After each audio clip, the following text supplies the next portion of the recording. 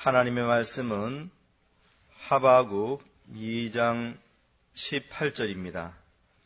말씀을 봉독해 드리겠습니다.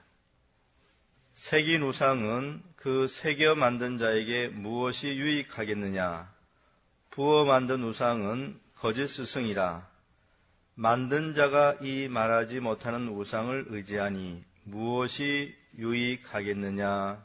아멘. 칼빈은 기독교 강요를 아주 중요하게 생각하였습니다. 그래서 그는 전생에 걸쳐서 이 책을 개정하고 또 순서들을 바꾸기도 하고 내용을 보완하여서 더욱 그 내용이 풍성하게 그렇게 되도록 만들었습니다. 그 결과 기독교 강요의 최종판에서는 기독교 신앙의 전체적인 내용이 종합적으로 잘 서술이 되어졌습니다. 그래서 누구든지 이제는 이 기독교 강요 책 한 권만 잘 공부하게 되면은 그 사람은 기독교 신앙이 무엇인지 올바로 깊이 있게 이제 이해할 수 있게 되는 것입니다. 그 정도로 기독교 강요는 아주 중요한 책이고요. 개혁주의에서 가장 중요한 책이라 그렇게 말씀드릴 수 있겠습니다. 이제 오늘은 기독교 강요 제1권 제11장 5항부터 제11장 9항까지를 살펴보도록 하겠습니다. 제1권은 창조주 하나님에 관한 지식, 제11장은 하나님을 볼 수 있는 형태로 만드는 것은 불신앙적이다. 그리고 우상을 세우는 자는 일반적으로 참되신 하나님을 배반하는 자이다. 그리고 5항부터 7항까지는 성경과 교부들의 주장으로 교황 그레고리우스의 오류를 논박함. 5항은 제목이 우상에 대한 성경의 판단입니다. 그 내용은 이렇습니다. 우상은 무식한 사람들의 책이라고 하는 옛 속담이 널리 보급되어 있는 것을 나도 잘 알고 있습니다. 이 말은 바로 그레고리우스의 말이었습니다. 교황 그레고리우스가 이제 우상은 무식한 사람들의 책이다 그렇게 말을 하였다는 것입니다. 그 정도로 그레고리우스 교황은 우상 숭배를 옹호하는 그러한 사람이었습니다. 계속해서 보면 이렇습니다. 그러나 하나님의 영은 이와는 전혀 다르게 말씀하셨습니다. 만일 그레고리우스가 성령의 학교에서 이에 대하여 배웠더라면 결코 그러한 주장은 하지 않았을 것입니다. 그러한 주장이라고 하는 것은 우상은 무식한 사람들의 책이라고 하는 그런 주장입니다. 왜냐하면 에레미야는 우상의 도는 나무뿐이라고 하였으며 하바국은 부어 만든 우상은 거짓 스승이라고 주장하였기 때문입니다. 이와 같은 말씀에서 우리는 인간이 우상으로부터 하나님을 배운다는 것은 다같이 무익하고 거짓되다고 하는 일반적인 교리를 결론 지을 수 있습니다.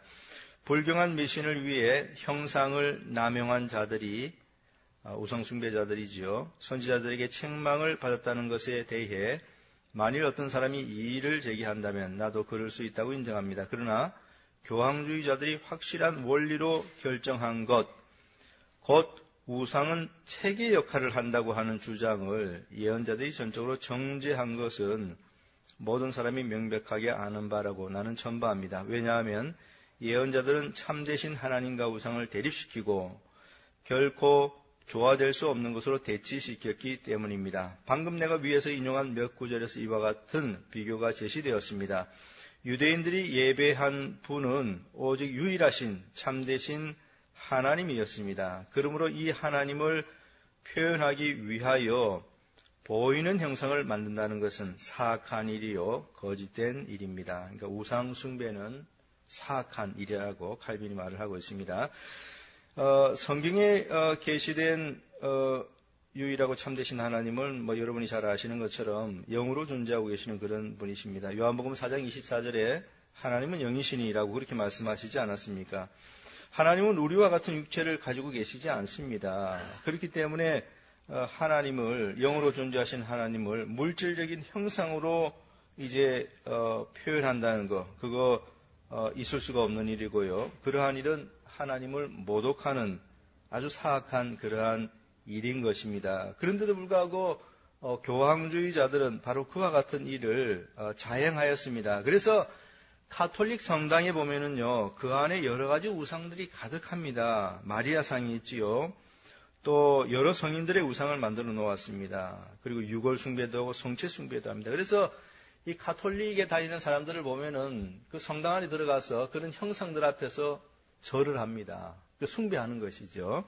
그렇게 이제 우상 숭배를 하는데요. 하나님께서는 그러한 우상 숭배를 가장 미워하십니다. 계속해서 보면 이렇습니다.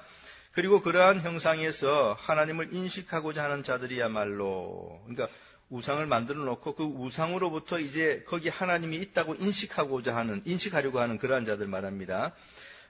비참하게 쏟고 있는 것입니다. 요컨대 우상에게서 하나님에 관한 지식을 구하는 것이 거짓이요 허위라는 것이 사실이 아니라면 아마 예언자들이 그렇게까지 꾸준히 이를 정죄하지는 않았을 것입니다. 그러니까 구약의 선지서에 보면은 선지자들이 우상 숭배를 끊임없이 정죄하고 있지요. 만약 우상으로부터 하나님에 관한 지식을 얻을 수 있는 것이라면 그 선지자들이 그렇게 정죄했겠습니까? 그렇지 않았을 것이지요. 그러나 선지자들이 그렇게 꾸준히 정죄한 것을 보면은 우상에게서는 하나님에 관한 지식을 절대로 구할 수 없다라는 것을 우리가 알 수 있죠. 적어도 나는 다음과 같은 사실을 주장하고 싶습니다. 즉 사람들이 하나님을 보이는 형상으로 만들려는 시도는 허망한 것이며 거짓되다고 우리가 주장할 때 우리는 단지 예언자들이 가르친 말씀 한마디 한마디를 그대로 반복하고 있는 것에 지나지 않는다는 사실입니다. 이제 6항으로 넘어가면 교회의 교리도 우상에 대하여 달리 판단한다라는 것입니다. 이외에 락텐티우스와 유세비우스가 이 문제에 대하여 쓴 글을 읽어보십시오. 형상으로 보이는 것은 모두가 다 가사적인 것이라는 사실을 그들은 조금도 주저함 없이 주장하였습니다. 어거스틴도 이와 마찬가지로 형상에게 예배 드리는 것뿐만 아니라 그 형상을 하나님께 봉헌하는 것은 죄악이라고 명백하게 주장하였습니다. 그러나 그의 말은 오래전에 엘비라 교회 회의에서 제정된 것과 조금도 다를 것이 없었습니다. 여기 엘비라 교회 회의는 엘비라 종교회의라고도 이렇게 부르는데요. AD 305년 또는 306년, 여기 이제 날짜가 정확하지 않습니다. 어떤 사람은 305년, 어떤 사람은 306년 이러는데요. 어쨌든 305년 또는 306년에 엘비라에서 열린 그 종교회의입니다. 그 중에 제36장에는 교회당 안에 화상이 있어서는 안 되며 예배를 받든가 찬양받아야 할 것이 벽에 그려져서도 안 된다라고 기술되어 있습니다. 그러나 특별히 기억할 만한 것은 이 어거스틴이 다른 곳에서 바르로의 다음과 같은 말을 인용하고, 여기 바르로는 BC 116년부터 BC 27년까지 살았던 로마 최대 학자입니다. 바르로의 다음과 같은 말을 인용하고 이에 찬동하고 확신하였다는 사실입니다. 그 신들의 조상을 최초로 소개한 사람들은 하나님에 대한 경외를 제거하고 그 대신 오류를 가하였다라는 말입니다. 만일 바르로만이 이 말을 하였다면 아마 그 말은 거의 권위가 없었을 것입니다. 그러나 한 이방인이 어둠 속에서 더듬어 이와 같은 광명에 도달하게 되었다는 사실, 그리고 유형적인 형상이 하나님에 대한 인간의 경외를 감소시키고 오히려 오류를 더했기 때문에 그것이 하나님의 위엄을 가질 만한 가치가 없다고 말한 것은 우리를 충분히 부끄럽게 하고도 남음이 있습니다. 이것은 진실과 지혜로 말한 것임을 사실 자체가 입증해 주고 있습니다. 그러나 어거스틴은 그 말을 바르로에게서 인용했지만 자신의 사상에 따라 그것을 진술하였습니다. 그리고 첫째로 인간이 저지른 하나님에 대한 최초의 오류는 형상에서 시작된 것이 아니라 이 새로운 요소, 여기 형상을 의미하는 것이죠. 이 요소가 가해지자 오류가 증가된 것이라고 그는 지적하였습니다. 둘째로 형상의 어리석음과 그 둔하고 불합리한 고안으로 말미암아 하나님의 신성이 쉽게 멸시를 당했기 때문에 하나님에 대한 경외가 감소되고 심지어는 파괴된 것이라고 주장하였습니다. 이 둘째 사실에 대해서 우리는 그런 것을 경험하지 않기를 나는 진심으로 바랍니다. 그러므로 바르게 배우기를 원하는 사람은 하나님에 관하여 알아야 할 것을 형상 이외의 다른 자료에서 배워야 합니다. 이제 7장으로 넘어가면은 교황주의자들의 형상물은 전적으로 잘못된 것이다라는 제목이 있습니다. 내용은 이렇습니다. 교황주의자들이 조금이라도 수치를 느낄 줄 안다면 형상물이 무식한 자의 책이라고 하는 속임수를 써서는 안 될 것입니다. 왜냐하면 그것은 성경에 많은 증거에 의해 명백하게 반박되었기 때문입니다. 비록 내가 양보하여 그러한 주장을 인정한다 하더라도 그것은 그들의 우상을 옹호하는 데 아무런 유익이 되지 못할 것입니다. 그들이 하나님을 대신하여 이와 같은 괴물을 만들어 놓았다는 것은 너무도 잘 알려진 사실입니다. 그들이 만든 성자의 화상 또는 조상은 가장 음란한 신뢰가 아니고 무엇이겠습니까? 만일 아무라도 그들을 본받고자 한다면 그는 마땅히 처형을 받아야 할 것입니다. 여기 처형이라고 하는 것은 이제 형벌을 받아야 한다는 그런 말이죠. 실로 그들의 교회에서 동정녀의 조상이라고 동정녀의 그 조각상을 말합니다. 조상. 동정녀의 조각상이라고 여겨지기를 바라는 형상물보다는 오히려 창녀의 복장이 더 정숙하고 순수하게 보입니다. 그들은 순교자들에게 좀 더 잘 어울리는 복장을 입힐 생각은 하지 못하고 있습니다. 그러므로 교황주의자들이 우상은 일종의 성결의 책이라고 하는 그 거짓된 주장을 조금이라도 순수하게 보이기를 원한다면 적어도 그들의 우상을 적당하게 장식하는 것이 좋을 것입니다. 이 부분은 그 크리스찬 다이제스트에서 나온 기독교 강요를 보면은요, 조금 더 이해하기 쉽도록 그렇게 되어 있습니다. 거기에 보면 이렇게 되어 있습니다. 그러니 형상들이 일종의 거룩을 위한 책들이라는 식의 거짓 주장을 최소한 그럴듯하게라도 제시하고 싶으면 교황주의자들은 자기들의 우상들을 만들 때에 좀 더 정숙하게 만들도록 신경을 쓰는 일부터 해야 할 것이다. 무슨 말씀인지 아시겠지요? 그죠? 아주 조약하게 이 우상을 만들어 놓고 이제 거기에 경배하라고 하니까 그것부터 먼저 신경 쓰라는 이런 이제 조금 조롱이 섞인 그런 비난의 그런 말을 하고 있습니다. 만일 교회가 그 의무를 다했더라면 무식한 자는 한 사람도 없었을 것이다. 그러나 이것은 그 성스러운 곳에서 신자들을 가르칠 방법이 아니라고 우리는 또한 답변할 것입니다. 오히려 하나님은 그러한 쓰레기 같은 것과는 전적으로 다른 교리를 거기서 배우기를 원하십니다. 하나님께서는 여기서 말씀의 전파와 성례전을 통하여 한 공통된 교리가 모든 사람에게 제시되기를 명하셨던 것입니다. 그러나 우상을 생각하여 그 눈을 사방으로 두리번거리는 자들은 이 교리에 대해서 마음의 주의를 성실하게 기울이지 않습니다. 그렇다면 무지하여 다만 우상 이외에서는 배울 수 없다고 교황주의자들이 말하는 그 무식한 자들이란 대체 누구를 가리킨 것입니까? 바로 그들은 주님께서 자기 제자로 인정하신 자들이며 하늘나라의 철학의 계시로 영광의 옷을 입힌 자들이며 또한 천국의 구원의 신비로 교육받기를 원하는 사람들입니다. 그렇죠. 이런 사람들을 잘 진리로 가르쳐서 구원으로 이끌어야 되는 거죠. 바로 그러한 대상들이지요. 이제 그러한 대상들을 이제 이 교황주의자들은 그냥 무식한 자들이라 이렇게 이제 여겼습니다.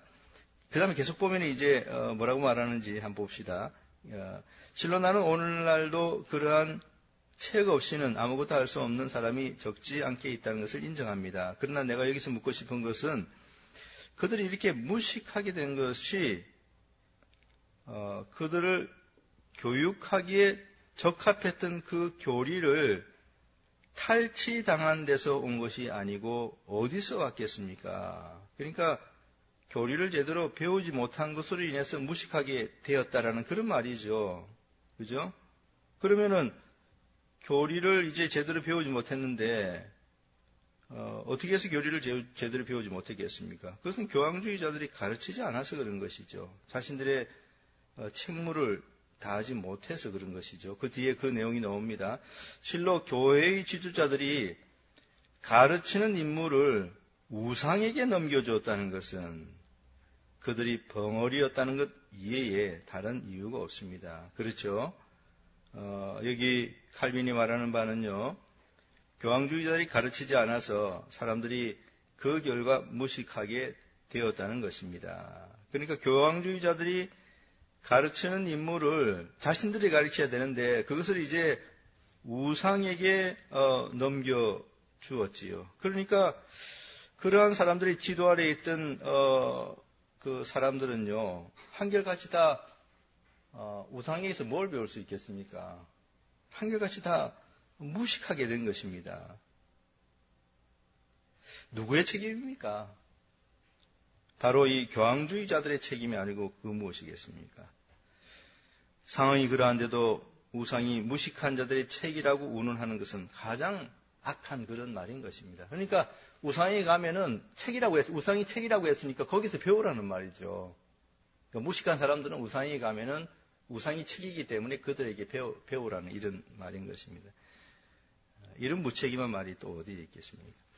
계속해서 보면 이렇습니다. 바울은 이 복음을 진실하게 전파하면서 그리스도께서 십자가에 못 박히신 것이 너희 눈앞에 밝히 보이거늘 이라고 증거하였습니다. 그리스도께서 우리의 받을 저주를 대신하여 십자가상에서 죽으시고 자기의 육체를 희생하여 우리의 죄를 속하시고 자기의 보혈로 우리를 깨끗이 씻어주시며 요컨대 우리를 성부 하나님과 화목케 하셨다는 것을 충분히 또는 진실하게 배웠다고 하면 대체 무슨 목적으로 나무와 돌과 금, 은으로 그렇게 많은 십자가상을 교회의 도처에다 세웠겠습니까? 여기 아주 칼빈이 정말 전곡을 지르고 있습니다. 성경에서 말하는 예수 그리스도의 십자가 교리를 그러한 사람들이 충분히 배웠다고 한다면은 나무나 돌 같은 걸 가지고 십자가 형상을 만들어서 자기 집에도 걸어놓고 또 교회에도 그런 것들을 걸어놓고 절하고 숭배하는 그런 우상 숭배가 결코 없었을 것입니다. 그러나 사람들은 그것을 제대로 배우지 못하였지요. 배우지 못하니까 어떻게 되었습니까? 무식한 자가 되었지요. 무식한 자가 되었으니까 어떻게 합니까? 더 많은 십자가 형상들을 만들어서 이제 그것을 놓고 숭배하니까 그 가톨릭 교회는 가면 갈수록 우상이 많아지는 그런 구조가 되는 것입니다. 이것은 오늘날 우리가 이 교회 현실에서도 그대로 적용해 볼 수 있는 것인데요. 무엇이냐면은 교회 지도자들이 교인들을 바른 교리로 가르쳐야 되는데 그 가르쳐야 되는 의무를 저버리니까 교인들이 어떻게 됩니까? 점점 더 무지한 그런 사람들이 되어 가는 것이죠. 그죠?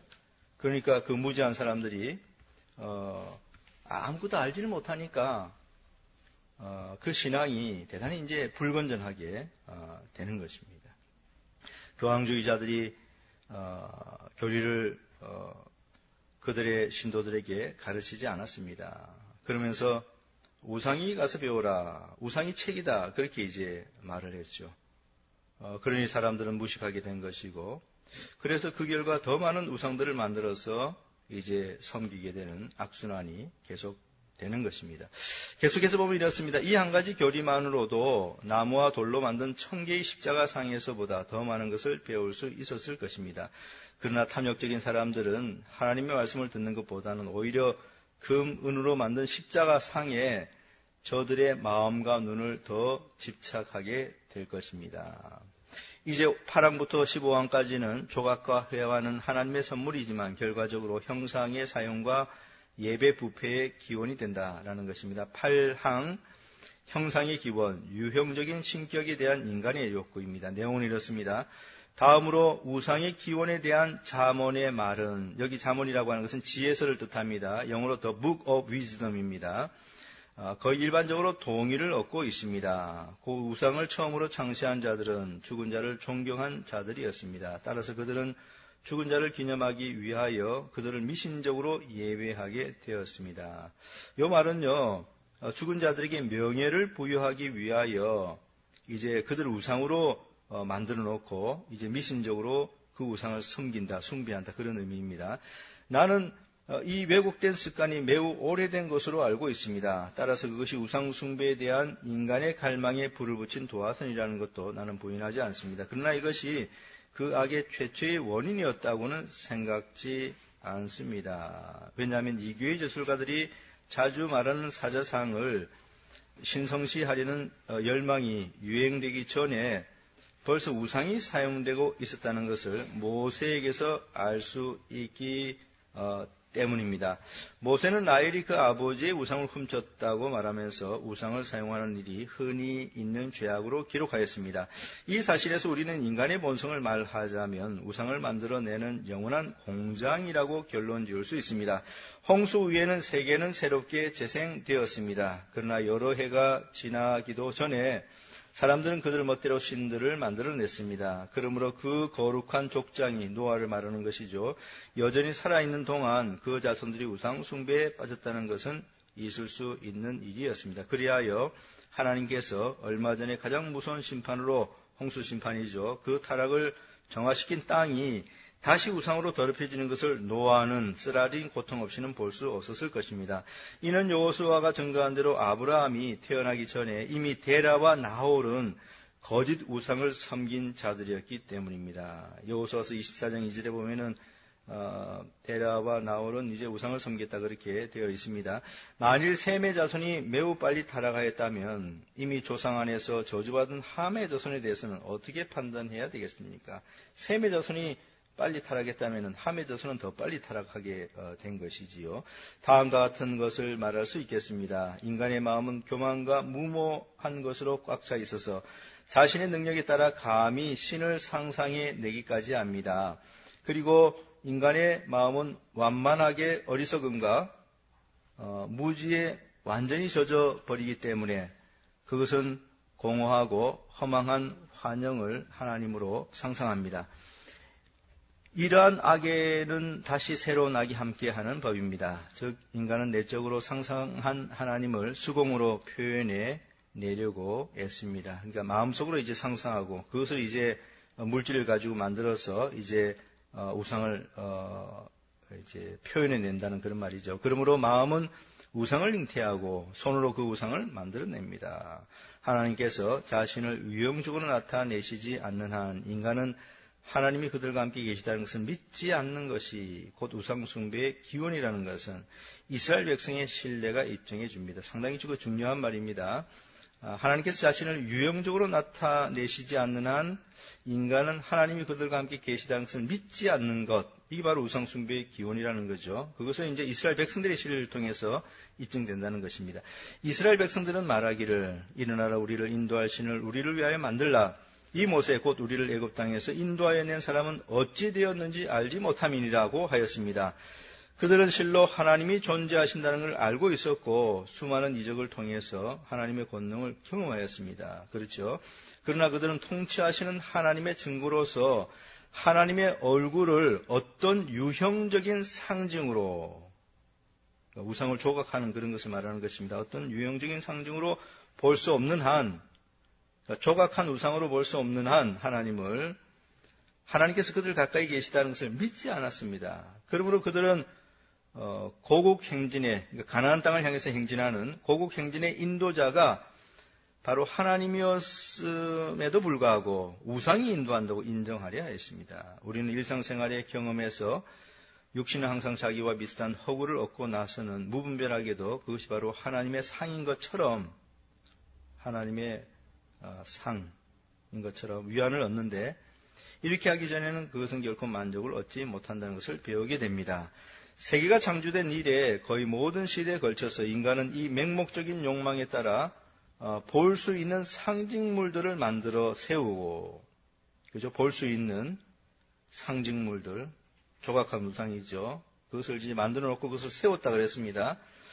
세워놓고 이제 그것을 바라보면서 이제 그들이 뭘 믿냐면은 하나님께서 바로 그들의 눈앞에 나타났다고 이제 믿어 왔습니다. 여기 칼빈이 우상을 만드는 인간의 마음을 아주 잘 설명해 주고 있습니다. 사람들은 자신들의 육체와 비슷한 어떤 허상을 이제 마음으로 상상을 하지요. 그래서 이제 그것을 이제 만들어 놓고 그 우상을 이제 하나님이라고 그렇게 생각하고 거기서 이제 만족 얻기를 원하는 것입니다. 이게 바로 우상 숭배죠. 지극히 어리석은 그런 일인 것입니다. 구항은 형상물의 사용은 마침내는 우상숭배에 빠지게 한다라는 것입니다. 이런 종류의 공상에는 즉시 예배가 따르기 마련입니다. 이 말은 영어 원문을 직역하면 이렇습니다. 그러한 허상이 형성되면, 그러니까 이 허상은 마음에 있는 것입니다. 형성된다는 것은 조각해서 이제 우상을 만드는 것이죠. 그러한 허상이 형성되면 그 결과 숭배가 곧바로 뒤따른다라는 것입니다. 사람들은 머릿속으로 상상하던 것을 형상으로 만들어서 우상을 만들게 되지요. 그 다음에 이제 우상을 만들어 놓고 곧바로 하는 일이라고 하는 것은 그 앞에 절하면서 그것을 섬긴다는 그런 말인 것입니다. 계속해서 보면 이렇습니다. 왜냐하면 인간이 형상 속에서 하나님을 본다고 생각하게 되면 역시 하나님을 형상으로 예배하게 되어 있기 때문입니다. 그리하여 마침내는 그들의 마음과 눈이 전적으로 우상에게 얽매이게 되고 점점 무감각해져 마치 거기에 신적인 무엇이 있는 것처럼 그것들에 대해 완전히 감탄하게 되는 것입니다. 그런데 인간이 지나치게 우둔한 생각에 물들기 전에는 우상 숭배에 뛰어들어가지 않는다는 것은 분명합니다. 사실 그들은 그 우상을 신으로 간주한 것이 아니라 신의 어떤 능력이 그것에 내주한다고 상상하였기 때문입니다. 그러므로 하나님이 어떤 피조물을 상으로 표현하여 이를 예배하기 위하여 그 앞에 꿇어 엎드릴 때에는 벌써 어떤 미신에 매혹되어 있는 것입니다. 이러한 이유 때문에 하나님께서는 자신을 표현하기 위하여 조상을 만들어 세우는 일과 예배로 유도할 만한 비문의 어떠한 봉헌도 금하셨던 것입니다. 같은 이유에서 역시 제2계명에는 예배에 대한 것이 첨가되어 있습니다. 왜냐하면 인간은 하나님을 가시적인 형상으로 만들자마자 즉시 하나님의 권능이 그 형상에 부착된다고 생각하기 때문입니다. 그러니까 그들이 이제 조각해서 우상을 만드는 즉시 하나님의 권능이 그 우상에게 이제 임한다라고 그렇게 생각한다는 것이죠. 이렇게 인간은 어리석어서 하나님을 형상하고 나서는 여기에 하나님을 결부시키고 마침내는 그것을 예배하지 않을 수 없게 됩니다. 단순히 우상만을 예배하든지 하나님을 우상으로 예배하든지 거기에는 조금도 차이가 없습니다. 여한 구실을 막론하고 우상에게 하나님의 존영을 부여하는 것은 언제나 우상 숭배입니다. 그리고 하나님은 미신적으로 경배받기를 원하지 않으시기 때문에 우상에게 무엇을 부여한다는 것은 그만큼 하나님으로부터 무엇을 빼앗는 것이 되는 것입니다. 오랫동안 참된 종교를 매몰시키고 전복하였던 그 저주받을 우상 숭배를 변호하기 위해 구차한 구실을 찾고 있는 자들은 이 점에 유의하지 않으면 안 됩니다. 그들은 형상을 신으로 간주하지 않는다고 주장합니다. 유대인들도 금송아지를 만들기 전에는 하나님께서 친히 그의 손으로 그들을 애굽에서 인도해 내셨다고 하는 것을 잊어버릴 정도로 무분별하지는 않았습니다. 그러나 이것들이 그들을 바로 애굽에서 구원해 내신 신이라고 아론이 말하자 그들은 이에 뻔뻔스럽게 동의하여 그들 앞에서 행하시는 하나님을 금송아지에서 볼 수만 있다면 해방자이신 하나님을 그대로 존속시키기를 원한다고 했습니다. 그리고 우리는 이방인이 하나님을 나무나 돌로밖에 이해하지 못할 만큼 우둔하다고 생각해서는 안 됩니다. 왜냐하면 그들은 마음에 내키는 대로 우상을 바꾸기는 하였으나 언제나 동일한 신을 마음에 간직하고 있었기 때문입니다. 이 말은 무슨 말이냐면요. 이방인들은 기분 내키는 대로 우상의 형상들을 이제 만들어내고 이거 만들었다가 또 바꿔가지고 또 다른 거 만들고 이런 식으로 이제 하지만은 그러나 그들의 마음에는 언제나 동일한 한 신을 이제 품고 있다는 것입니다. 그러니까 그들의 마음에 품고 있는 신이 어떠한 형상으로 표현되든지 그들은 개의치 않는다는 그런 말로 이해를 하시면 되겠습니다. 그러니까 그들 마음속에 이제 무슨 신을 이제 마음속에 품고 있어요. 그런데 그 신이 이제 어떤 형상으로 나타나든지 그들에게는 크게 중대한 문제가 아닌 것이죠. 어떤 형태든지 간에 다 경배할 수 있는 것입니다. 그러니까 사람들은 태양이나 달을 보면서도 절을 하고요. 동시에 불상 앞에서도 절을 합니다. 그러니까 자신들의 마음에 있는 신이 뭐 태양의 형상이든지 달의 형상이든지 아니면 부처의 형상이든지 전혀 상관이 없습니다. 그죠? 그런 의미로 이해하시면 되겠습니다. 그리고 한 신을 표현하기 위하여 많은 형상들이 있었지만 그러나 그 많은 형상이 수만큼 많은 신을 만들어낸 것은 아니었습니다. 더욱이 그들은 매일같이 새로운 형상에게 봉헌하였지만 그렇다고 해서 새로운 신을 만들었다고 생각하지는 않았습니다. 당시의 우상 숭배자들이 구실로 삼았다고 어거스틴이 말한 그 변해서를 읽어보십시오. 즉 민중들이 우상 숭배의 비난을 받게 되자 그들은 자기들이 예배한 것은 보이는 형상물이 아니라 그 형상물 속에 보이지 않게 내주하는 한 실제라고 답변하였다는 것입니다. 어거스틴이 말한 대로 소위 순수한 종교를 가지고 있던 사람들은 우상이나 그 우상에 의해서 표현된 영을 예배한 것이 아니라 다만 유형적인 형상물을 통해서 마땅히 예배드려야 할 대상의 한 기호를 바라보았을 뿐이라고 진술하였습니다. 그러면 어떻다는 말입니까? 유대인이나 이방인 할 것 없이 우상 숭배자는 누구든지 조금 전에 말한 것과 같은 생각을 유발하였던 것입니다. 그들은 하나님에 대한 영적 이해로 만족하지 않고, 그죠?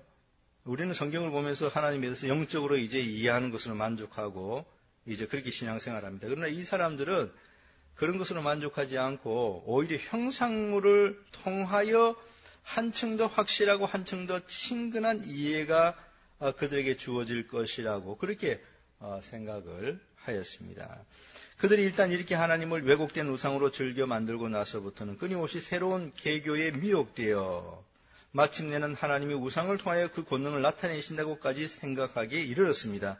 그럼에도 불구하고 유대인들은 유일하신 천지의 대주제시며 영원하신 하나님을 이와 같은 형상으로 예배한다고 확신하였습니다. 한편 이방인들은 거짓된 신이기는 하지만 이 신들이 하늘에 거주한다고 상상하고 그들에게 예배하였습니다. 오늘은 여기까지 하도록 하겠습니다. 우리가 오늘 배운 내용을 보면은요, 구약성경에 보면 이스라엘 백성들 끊임없이 우상 숭배했지요. 이방인들은 뭐 더 말할 나위가 없습니다. 사람들은 끊임없이 우상 숭배를 해왔는데요.